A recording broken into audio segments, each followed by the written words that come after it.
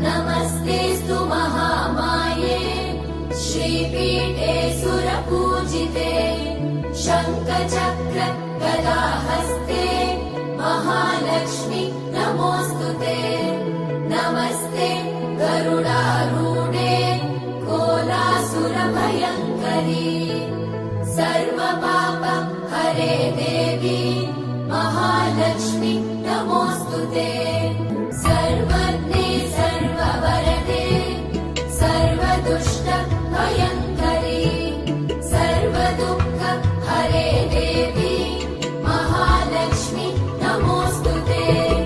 सिद्धिबुद्धि प्रदे देवी भुक्तिमुक्ति प्रदायिनी मन्त्रमूर्ते सदा देवी महालक्ष्मी नमोऽस्तुते। आद्यन्तरहिते देवी आद्यशक्ति महेश्वरी योगजे योगसम्भूते महालक्ष्मी नमोऽस्तुते। स्थूलसूक्ष्म महारौद्रे महाशक्ति महोदरे महापाप हरे देवी महालक्ष्मी नमोऽस्तुते। पद्मासनस्थिते देवी परब्रह्मस्वरूपिणी परमेशी जगन्मातः महालक्ष्मी नमोऽस्तुते। श्वेताम्बरधरे देवी नानालङ्कारभूषिते जगत्स्थिते जगन्मातः महालक्ष्मी नमोऽस्तुते। महादेव्यै च विद्महे विष्णुपत्नी च धीमहि तन्नो लक्ष्मी प्रचोदयात्।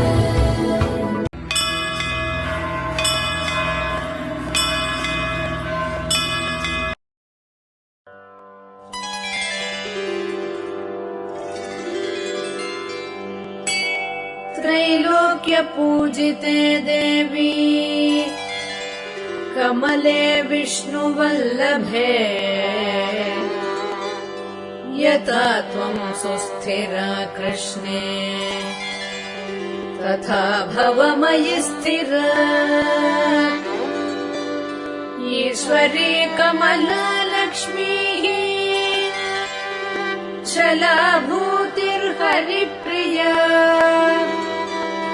पद्मा पद्मालया सम्पद्रमा श्रीः पद्मधारिणी। द्वादशैतानि नामानि लक्ष्मीं सम्पूज्य यः पठेत् स्थिरलक्ष्म्यर्चनेतेस्तु पुत्रदारादिभिः सह।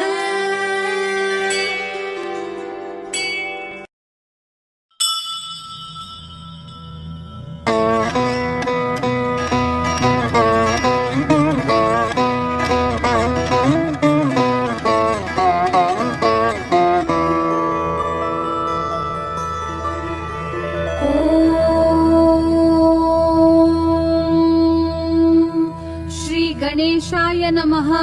ओम अस्य श्री सिद्धिलक्ष्मी स्तोत्रस्य हिरण्यगर्भ ऋषिः अनुष्टुप् छन्दः। सिद्धिलक्ष्मीर्देवता मम समस्त दुःख क्लेश पीडा दारिद्र्य विनाशार्थं सर्वलक्ष्मी प्रसन्न करणार्थं महाकाली महालक्ष्मी महासरस्वती देवता प्रीत्यर्थं च सिद्धिलक्ष्मी स्तोत्र जपे विनियोगः। ओम सिद्धिलक्ष्मी अंगुष्ठाभ्यां नमः। ओम ह्रीं विष्णुहृदये तर्जनीभ्यां नमः। ओम क्लीं अमृतानन्दे मध्यमाभ्यां नमः। ओम श्रीं दैत्यमालिनी अनामिकाभ्यां नमः। ओम तं तेजः प्रकाशिनी कनिष्ठिकाभ्यां नमः। ओम ह्रीं क्लीं श्रीं ब्राह्मी वैष्णवी माहेश्वरी करतलकर पृष्ठाभ्यां नमः। एवं हृदयादिन्यासः। ओम सिद्धिलक्ष्मी हृदयाय नमः। ओम ह्रीं वैष्णवी शिरसे स्वाहा। ओम क्लीं अमृतानन्दे शिखायै वौषट्। ॐ श्रीं दैत्यमालिनी कवचाय हुं ॐ तं तेजः प्रकाशिनी नेत्रद्वयाय वौषट् ॐ ह्रीं क्लीं श्रीं ब्राह्मीं वैष्णवीं फट् ब्राह्मीं च वैष्णवीं भद्रां षड्भुजां च चतुर्मुखां त्रिनेत्रां च त्रिशूलां च पद्मचक्रगदाधरां पीताम्बरधरां देवी नानालङ्कारभूषितां तेजःपुञ्जधरां श्रेष्ठां ध्यायेत् बालकुमारिकाम् ओङ्कारलक्ष्मीरूपेण विष्णोर्हृदयमव्ययम् विष्णुमानन्दमध्यस्थं ह्रीङ्कारबीजरूपिणी ॐ क्लीं अमृतानन्दभद्रे सद्य आनन्ददायिनी ॐ श्रीं दैत्यभक्षरदां शक्तिमालिनी शत्रुमर्दिनी तेजःप्रकाशिनी देवी वरदा शुभकारिणी ब्राह्मीं च वैष्णवीं भद्रा कालिका रक्तशाम्भवी आकार ब्रह्मरूपेण ओंकारं विष्णुमव्ययम् सिद्धिलक्ष्मी परालक्ष्मी लक्ष्यलक्ष्मी नमोस्तुते सूर्यकोटिप्रदीकाशं चन्द्रकोटिसमप्रभम् तन्मध्ये निकरे सूक्ष्मं ब्रह्मरूपव्यवस्थितम् ओंकार परमानन्दं क्रियते सुखसम्पदा सर्वमङ्गलमाङ्गल्ये शिवे सर्वार्थसाधिके प्रथमे त्र्यम्बका गौरी द्वितीये वैष्णवी तथा तृतीये कमला प्रोक्ता चतुर्थे सुरसुन्दरी पंचमे विष्णुपत्नी च षष्ठे च वैष्णवी तथा सप्तमे च वरारोहा अष्टमे वरदायिनी नवमे खड्ग त्रिशूला दशमे देवदेवता एकादशे सिद्धिलक्ष्मी द्वादशे ललितात्मिका एतत् स्तोत्रं पठन्तस्त्वां स्तुवन्ति भुवि मानवाः सर्वोपद्रवमुक्तास्ते नात्र कार्या विचारणा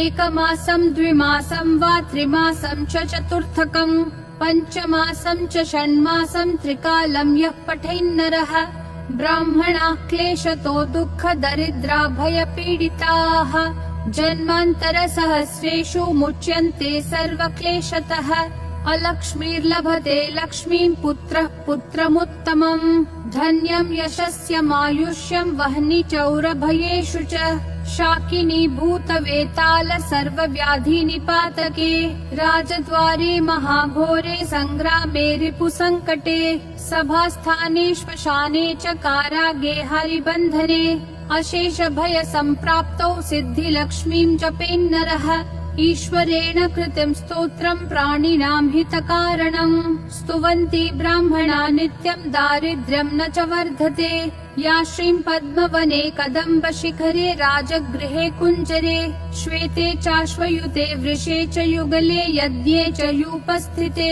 शङ्खे देवकुले नरेन्द्रभवनी गङ्गातटे गोकुले सा श्रीस्तिष्ठतु सर्वदा मम गृहे भूयात् सदा निश्चला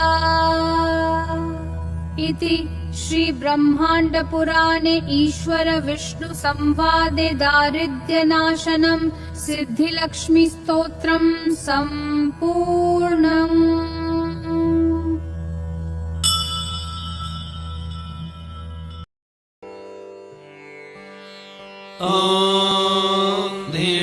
देवी गुं शरणमहं प्रपद्ये गृणाधि घृतवती सवितराधिपत्यैः पयस्वतीरन्तिराशानो अस्तु ध्रुवादिशां विष्णुपत्न्यघोरास्तेषा नासहसो यामनोता बृहस्पतिर्मातरिश्वोतवायुः सन्धुवाना वाता अभिनो गृणन्तु विष्टम्भो दिवो धनुनः पृथिव्या अस्त्येषा ना जगतो विष्णुपत्नी ॐ शान्तिः शान्तिः शान्तिः।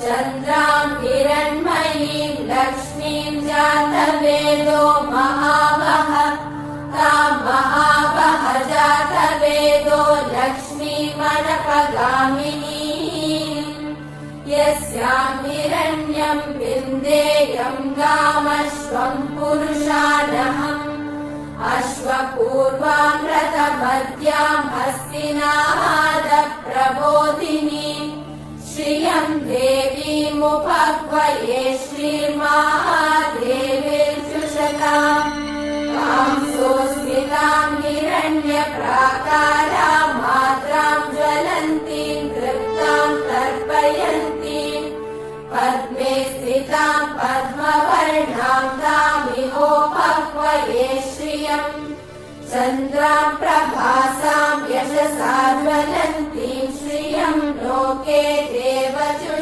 देवजुष्टामुदाराम् ताम् पद्मिनीमीम् शरणमहम् प्रपद्ये लक्ष्मीर्मे नश्यताम् त्वाम् वृणे आदित्यवर्णे तपसोऽधिजातो वनस्पतिस्तव वृक्षोत बिल्वः तस्य फलानि तपसानुदन्तु मायान्तरायाश्च बाह्या अलक्ष्मीः उपैतु माम् देव सखकीर्तिश्च मणिना सह प्रादुर्भूतोऽस्मि राष्ट्रेऽस्मिन् कीर्तिवृद्धिम् ददातु मे शुद्धिपासामलाम् ज्येष्ठामलक्ष्मीम् नाशयाम्यहम् अभूतिमसमृद्धिम् च सर्वान् निर्मृद मे गृहात् गन्धद्वाराम् दुरादर्शाम् नित्यपुष्टाम् करीषिणीम् ईश्वरीकुम् सर्वभूतानाम् तामिहोपह्वये श्रियम् मनसः काममाकूतिम् वाचः सत्यमशीमहि पशूनाम् रूपमन्नस्य मयि श्रीशयताम् यशः कर्दमेन प्रजा भूता मयि सम्भव कर्दम श्रियम् वासय मे कुले मातरम् पद्ममालिनीम् आपसृजन्तु स्निग्धानि चिक्लीतवस मे गृहे निज देवी मातरम् श्रियम् वासय मे कुले आर्द्राम् पुष्करिणीम् पुष्टिम् पिङ्गलाम् पद्ममालिनीम् चन्द्राम् हिरण्मयीम् लक्ष्मीम् जातवेदो महावः आर्द्राम् यत्करिणीम् यष्टिम् सुवर्णाम् हेममालिनीम् सूर्याम् हिरण्मयीम् लक्ष्मीम् जातवेदो महावः ताम् महावः जातवेदो लक्ष्मीमनपगामिनीम् यस्याम् हिरण्यम् प्रभूतम् गावो दास्योऽश्वान् विन्देयम् पुरुषानहम् सर्वमङ्गलमाङ्गल्ये शिवे सर्वार्थसाधिके शरण्ये त्र्यम्बके देवि नारायणि नमोऽस्तुते नारायणि नमोऽस्तुते नारायणि नमोऽस्तुते ॐ महादेव्यै च विद्महे विष्णुपत्नी च धीमहि तन्नो लक्ष्मी प्रचोदयात् ॐ धनुर्धरायै विद्महे सर्वसिद्ध्यै च धीमहि तन्नो धरा प्रचोदयात् ॐ शान्ति शान्ति शान्ति